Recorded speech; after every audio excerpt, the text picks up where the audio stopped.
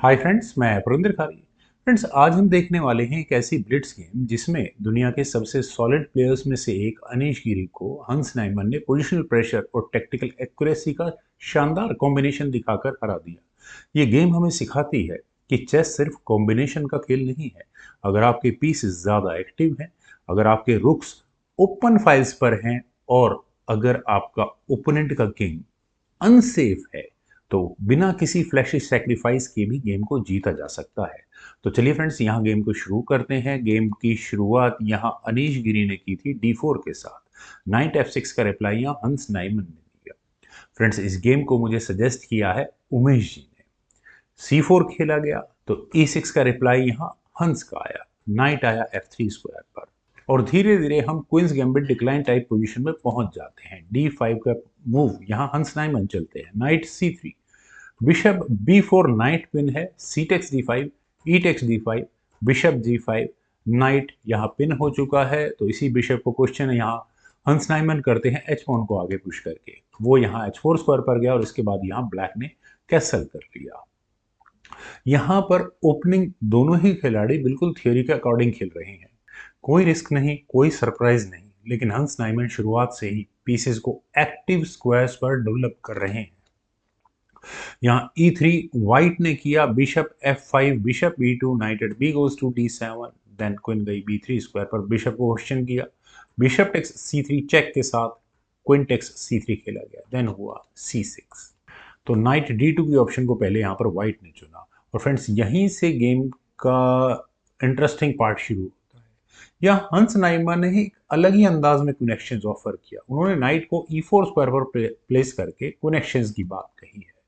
Knight takes C4 होता है, अगर ऐसा खेला जाएगा तो पहले यहाँ पर क्वीन टेक्स H4 होने के बाद प्रेशर थोड़ा बढ़ेगा। आप अपने नाइट को कहीं हटाएंगे और उसके बाद क्वीन थोड़ा एक्टिव स्क्वायर पर आ जाएगी ऑल ऑफ अ सडन। लेकिन यहाँ खेला गया bishop takes C3, D8 sorry. यहाँ अनीश गिरी ने सिंपली क्वीन एक्सचेंज की, knight takes C3, B takes C3, rook takes D8, then खेला गया A4। लेकिन फ्रेंड्स यहाँ अगर आप ध्यान देंगे तो ब्लैक का डेवलपमेंट कहीं ज़्यादा आसानी से हो रहा है। वाइट के पॉन्स थोड़े ऑकवर्ड होने शुरू हो चुके हैं। यहीं से ब्लैक का पोजिशनल एडवांटेज शुरू हो जाता है। अभी भी नाइमन कोई जल्दबाजी नहीं कर रहे हैं। यहाँ C5 नाइमन ने किया, देन खेला गया G4, बिशप पर अटैक, बिशप गया H7 स्क्वायर पर, देन हुआ knight F1, rook at A goes to C8, then king गया D2 स्क्वायर पर। व्हाइट का किंग मुझे ज़्यादा सेफ नजर आ रहा है यहाँ इस पॉइंट से। C takes D4, E takes D4, then knight F8 और नाइट F8। हाँ, बिल्कुल नजर आ रहा है।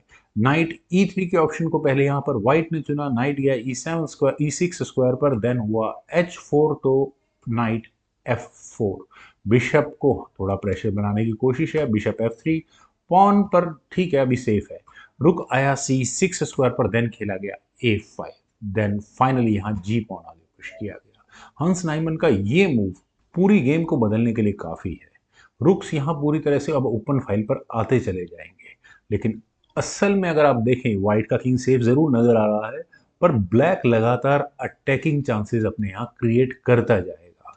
तो यहाँ पर H takes ZEE5 pawn exchange किए गए, एच टेक्स जी5, देन रुक आया A3 स्क्वायर पर, रुक F6। क्या किसी तरह की कोई लिबर्टी ली जा सकती है? नहीं। रुक आया H2 स्क्वायर पर, देन खेला गया B5, ए टेक्स B6 एम्पेसेंट हुआ, रुक टेक्स B6। और फ्रेंड्स यहाँ पर मैं कहूँगा बहुत बढ़िया पोजीशन यहाँ हंस नाइमन ने बनाई है।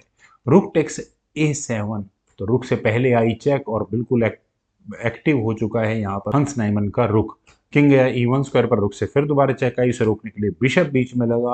अब नाइट की चेक सही समय का वेट करेगी।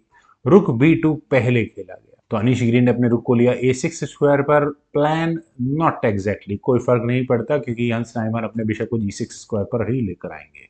पर हाँ, जिस मूव को अनीश गिरी ओवरलुक कर गए वो था रुक A1 का। अगर आपके ऊपर अटैक आ रहा है, ब्लैक बिल्कुल पोजीशन बेटर बना चुका है, तो थोड़ा डिफेंसिव हो जाओ, लेकिन C4 एग्रेसिव प्ले करने की कोशिश है। C टेक्स D4 से नाइट टेक्स C4, हाँ थोड़ा सा है। रुक से चेक दे भी दी गई तो नाइट बीच में लगेंगे तो वो मूव तो बेटर होगा नहीं, रुक अनडिफेंडेड है। तो रुक टेक C3 वॉज ऑन, नहीं ये ठीक नहीं होगा। खैर, यहाँ हंस नाइमन ने पॉन एक्सचेंज नहीं चुना, उन्होंने रुक को E8 स्क्वायर पर ले जाना चुना और यहाँ बिल्कुल नाइट पिन है। C takes D5, knight takes D5, बिल्कुल प्रेशर बन चुका है पॉन पर। रुक गया H3 स्क्वायर पर, देन हुआ नाइट F4, दोबारा रुक पर अटैक, रुक आया G3 स्क्वायर पर। और फ्रेंड्स यही गेम में रुक बिल्कुल ऑकवर्ड रहेगा सारी पोजीशंस में।